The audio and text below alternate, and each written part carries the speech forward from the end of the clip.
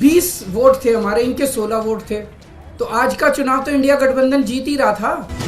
JP Nadda ji से पूछिए कि 8 वोट इनवैलिड किस बेसिस पे किए हुए। आज से 76 साल पहले अहिंसा के पुजारी और शांति के पुजारी गांधी जी की हत्या की गई थी। 76 साल के बाद आज ही के दिन उन्होंने जनतंत्र की, लोकतंत्र की हत्या की है। अगर इतनी सीट आ ही रही थी तो ईडी की क्या जरूरत थी फिर? चुनाव के पहले कल ऑर्डर जारी करके चंडीगढ़ एडमिनिस्ट्रेशन ने मीडिया की एंट्री बैन कर दी। एक तरह से लोकतंत्र के लिए आज काला दिन है। जिस तरह से इन्होंने गुंडागर्दी करके, सरेआम बेईमानी करके,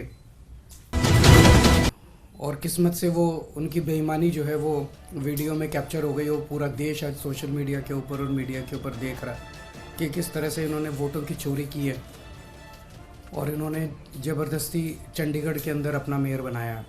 इशू आज ये नहीं है कि हमारा मेयर बनना था, हमारा मेयर नहीं बना। इशू नहीं है कि इंडिया गठबंधन को अच्छा जीतना था, वो नहीं जीता। इशू है कि सरेआम दिन दहाड़े इन लोगों ने इतनी गुंडागर्दी और बेईमानी से आज चंडीगढ़ मेयर का चुनाव जीता है कि अगर इसको पूरे देश ने मिलकर नहीं रोका तो आने वाले समय के अंदर ये देश के लिए बहुत खतरनाक है। इतने बड़े स्तर के ऊपर चंडीगढ़ के मेयर के चुनाव के लिए आज तक कभी भी इतनी वोट इनवैलिड नहीं डिक्लेयर की गई।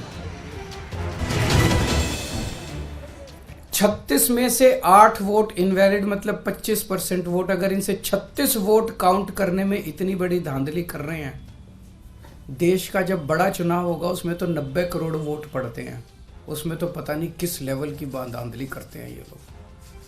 और 25% के अगर उस चुनाव में तो 5-6% की भी वोट अगर इधर उधर हो जाए तो सब।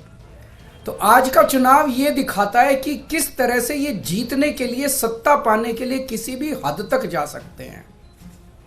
बड़े चुनाव में लोग तो कह रहे हैं ईवीएम तो होगा ही होगा गड़बड़। मुझे लगता है ये कुछ भी करते होंगे, वोटर लिस्ट ये फर्जीवाड़ा करते हैं, फर्जी वोट डलवाते होंगे, ये ईवीएम करवाते होंगे, सब कुछ करते होंगे जीतने के लिए। और मैं ये सोच रहा था कि अगर भगवान की दया से उसके बावजूद भी अगर ये नहीं जीते और हार गए तो ये ट्रंप की तरह कुर्सी नहीं छोड़ेंगे। फिर ये मतलब उस दिन कुर्सी से चिपके रहेंगे, चाहे मार्शल लॉ लागू करना पड़े देश में, ये कुर्सी नहीं छोड़ने वाले। उनसे पूछिए कि क्या उनके पदाधिकारी ने जिस तरह से वोट्स को टेम्पर किया, फोर्जरी की, क्या वो इसको सही मानते हैं? क्या वो इस तरह की प्रैक्टिसेस को, इलेक्टोरल मैल प्रैक्टिसेस को, चुनाव के दौरान इस तरह की बेईमानी को सही मानते हैं? और क्या वो इस तरह से पाई गई जीत को सही मानते हैं? क्या वो इसको अनैतिक नहीं मानते? क्या वो इसको देश के लिए नुकसानदेह नहीं मानते? क्या केवल येन केन प्रकारेण जीतना उनके लिए सब कुछ है? मार के, पीट के, वोट टेम्पर करके, सब कुछ करके बस जीत जाओ किसी भी तरह से। मुझे लगता है लोकसभा के पहले जिस तरह से इनका माहौल है, इनको मेजॉरिटी नहीं मिल रही है। इंडिया गठबंधन स्ट्रांग है। आज आप मेरे से निकलवा लीजिए जो कुछ इन्होंने बिहार के अंदर किया।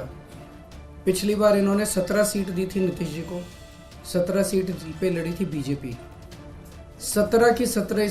इस बार भी ये 17 सीट दें अगर नीतीश कुमार जी को, 17 की 17 सीटें नीतीश कुमार जी हारेंगे। उन्होंने बिहार की जनता के साथ धोखा किया। फिर ये सब नौटंकी करने की क्या